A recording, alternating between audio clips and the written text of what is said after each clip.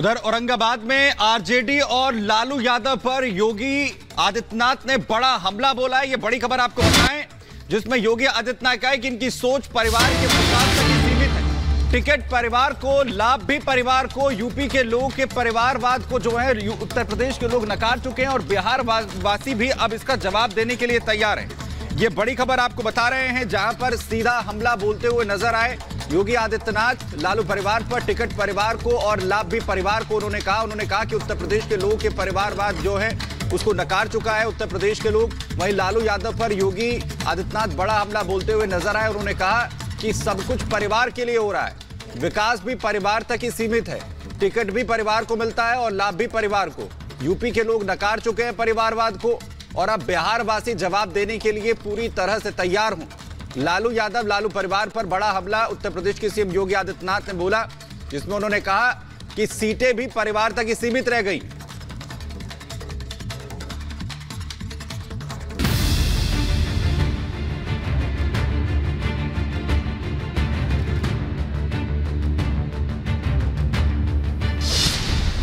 बिहार में योगी आदित्यनाथ की चुनावी हुंकार। योगी ने लालू के परिवारवाद पर साधा निशाना। तमंचा, टैबलेट, रोजगार की भी दिलाई याद। यूपी के बाद बिहार में भी चुनाव प्रचार चरम पर है। बीजेपी के सामने बिहार में 2019 की चुनावी सफलता दोहराने की चुनौती है, जिसके लिए पार्टी हर संभव कोशिश कर रही है। इसके लिए बिहार की धरती पर यूपी के सीएम योगी आदित्यनाथ को भी चुनाव प्रचार में उतारा गया है। योगी ने बिहार के औरंगाबाद और नवादा में रैलियां की और कांग्रेस और आरजेडी पर जमकर निशाना साधा। औरंगाबाद में योगी ने आरजेडी के परिवारवाद की खिल्ली उड़ाई। योगी ने कहा कि लालू यादव की सारी सियासत अपने परिवार को सेट करने के लिए है। हालात ये है कि खुद के परिवार के लोगों को टिकट देने के लिए बिहार में ही सीटें कम पड़ गई। योगी ने लालू परिवार और अखिलेश परिवार की तुलना करते हुए दावा किया कि बिहार की जनता भी यूपी की तरह परिवारवादियों को नकार देगी। ये चुनाव तो अब नेशन फर्स्ट बनाम फैमिली फर्स्ट का आ गया है और हम लोग तो सोच रहे थे कि अच्छा हुआ हम लोग फिर से एनडीए को बिहार के अंदर और सशक्त बनाने में हमें सफलता प्राप्त हो गई। अन्यथा बिहार के अंदर तो लालू जी के परिवार को ही सीट कम पड़ रही थी। आपने देखा होगा वो परिवार तक ही सीमित रह गए, परिवार के बाहर सोचा ही नहीं।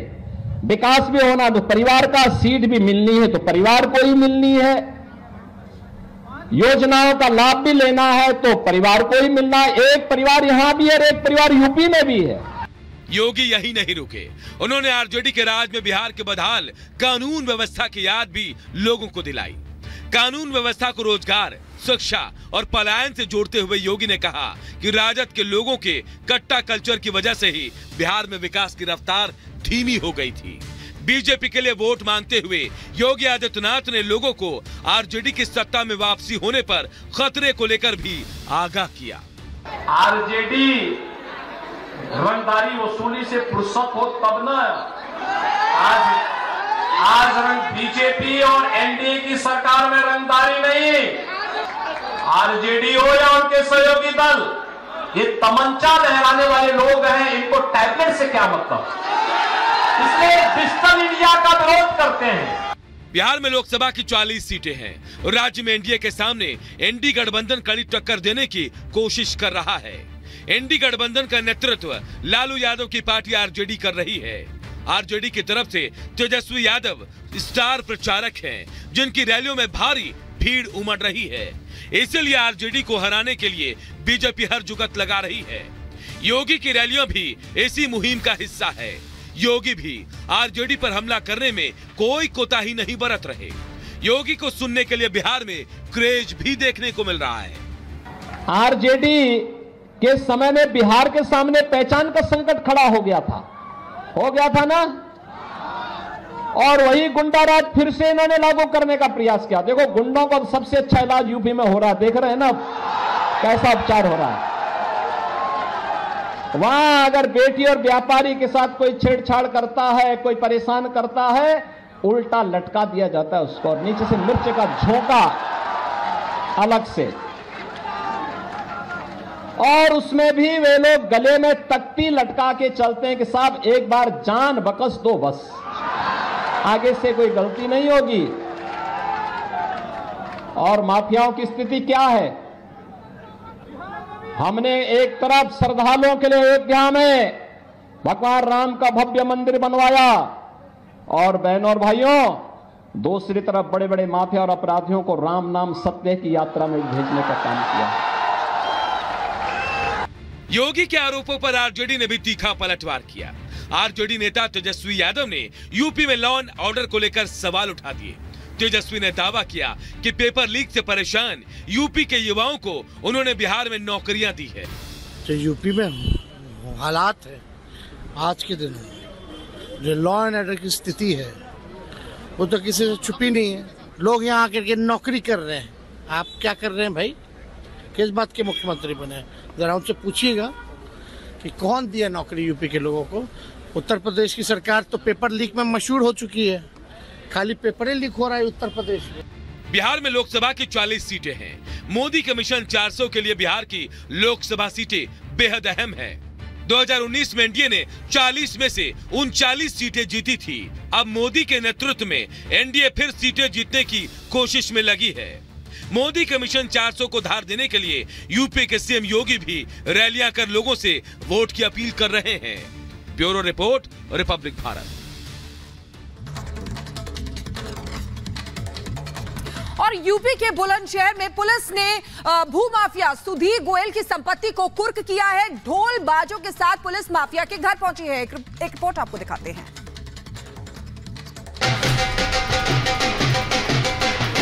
यूपी के बुलंदशहर में पुलिस का बड़ा एक्शन देखने को मिला। पुलिस ने भूमाफिया सुधीर गोयल की संपत्ति कुर्क की।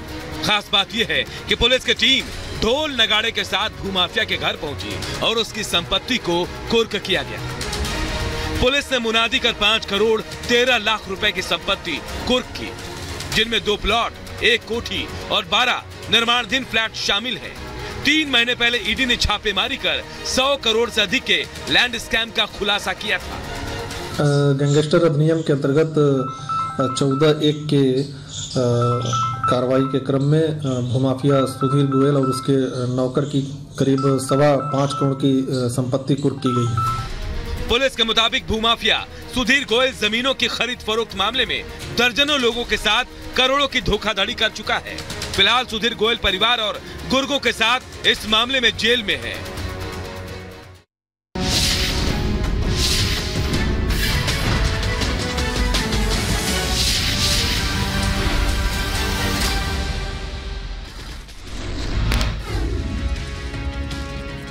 ममता बनर्जी का बीजेपी को लेकर विवादित बयान। कहा बीजेपी का मकसद आपको कंट्रोल करना है। बीजेपी गौमूत्र पीने और गोबर खाने को कहेगी, कैसे सोना है ये भी बीजेपी तय करेगी।